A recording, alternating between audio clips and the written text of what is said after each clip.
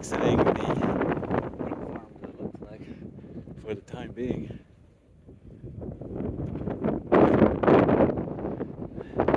It's really actually been pretty cool walking in this area. It's all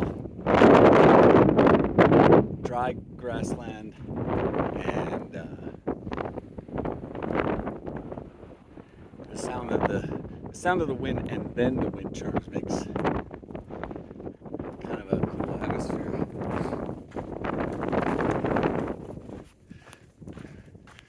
The hike would probably be a little bit more enjoyable if we weren't so tired by yesterday, and everybody's got a couple of aches and pains. Oh, look at this hill. Maybe I should have started the video after this hill.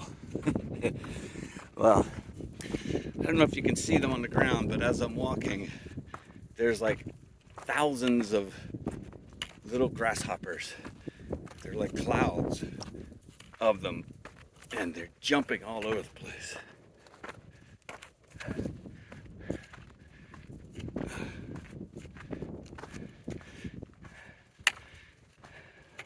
So I mentioned the aqueduct walk in the previous video, and I just want to expand on that a little bit just to remember everything. There's always been this really fun tradition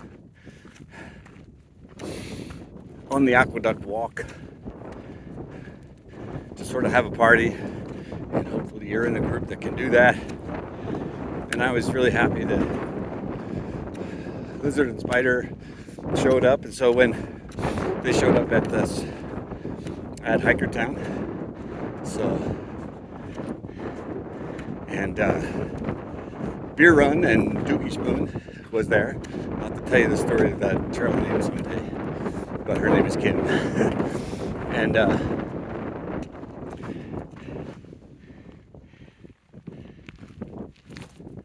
there's a nice flower. There's so many of these around. So the tradition is really, because you don't want to walk this incredibly flat area across the desert floor in the high heat, that you rest at Hikertown during the day, and then you do the whole hike at night, or not the whole, but the first part of this. So people tend to have it as a real party, and we certainly, as I said today, we definitely did it justice. We had so much fun. It's kind of a shame that it's so long and it gets so hard after a while, because it kind of drains the energy from it at the end. But we had everything. We all had a bunch of glow sticks, and they were strapped onto trekking poles, and I had earrings, and just really funny. And so the five of us set out, and we had a little JBL Bluetooth speaker that Spider got. He picked it up from his parents, who had come up to help resupply him. So we were just jamming along all night, just laughing at everything, and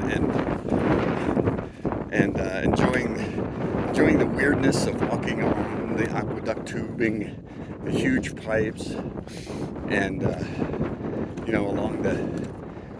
along the concrete top of it. After a while, it gets covered. The aqueduct is actually covered. So,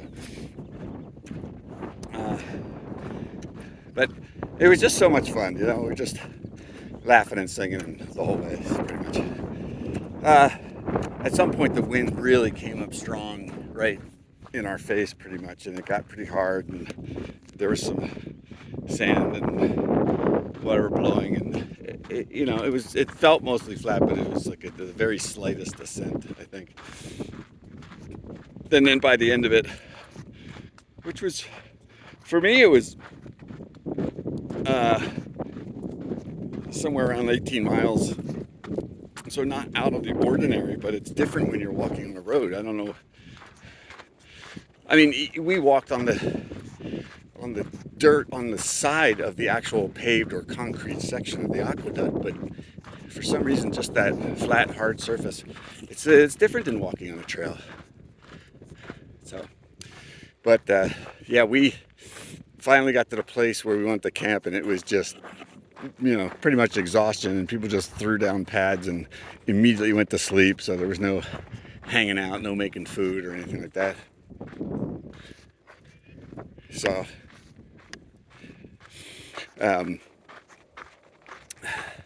so it kind of ended with a bit of lack of energy, but but we did it right. And I'm really glad for that, because I would not want to have done that alone, or without a fun group of people, because it would have been pretty boring.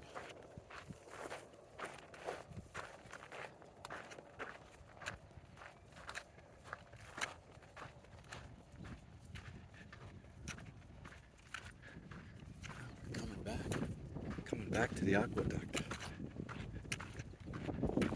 I mean, I said the aqueduct. We're coming back to the windmills. It's hard to believe that we came out of those distant mountains just a couple days ago. Looking back when you're hiking is going to be a really weird experience, because I know you're walking, you're going so slow. Sometimes it doesn't feel like you're getting anywhere, and then you turn around and look back, and it just seems like so long ago or so far away.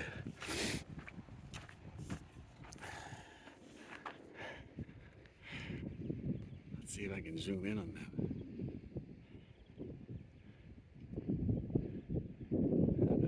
Maybe you can't see him. A spider. 3 or 4 other hikers behind them. Everybody went to the same place. There's only one place to go, where there's water. And we're headed for another water, maybe only another mile or two. So it's just a constant reminder to drink as much as possible as you're doing this. Again, I can't point out how lucky or fortunate or whatever, happy I am to have started this in April. Because even today, this would be an absolute frying pan in late May. Or sorry, it almost is late May, but I mean June. So the people that are actually starting this trail in May, they're really going to have such a different experience. I mean, right now it's obviously hot, but it's a cold or cool breeze, and it makes it comfortable.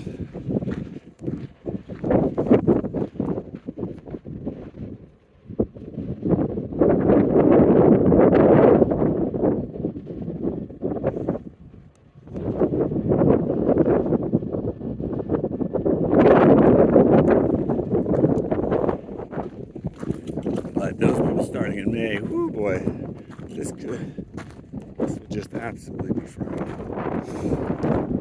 So, well, we have the water stop, and then there is a water cache along the way that somebody has charitably put up. So, we have a couple of places to get water and camp.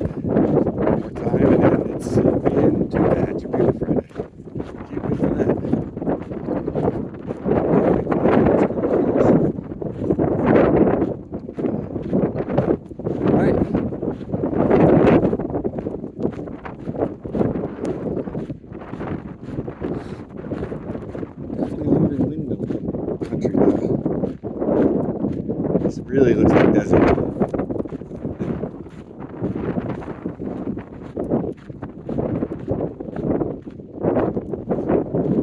I think everybody at this point has been saying they love the desert. It's been amazing, especially the people who have never been here and have never seen it, who thought it was just going to be just dry and whatever. It's been so green and nice and lush because of all the snows and rain.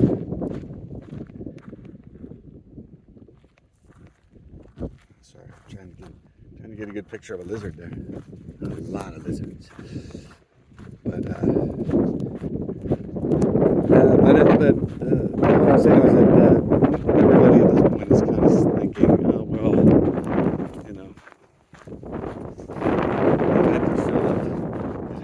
middle of the desert. And mostly looking forward to a change of scenery that is coming up at the beginning of the Sierra Nevada. So that's about 7 or 8 days after leaving Tehachapi. We'll be in Kennedy Meadows South, the gateway to the Sierra Nevada. And that'll start a whole new game, determining what the snow levels are and what the resupplies look like and how slow we'll think we'll be going based on what the snow looks like and things like that. So we shall see. It should be fun. It's going to be a good time. All right. From the desert to the mountains. See you another day.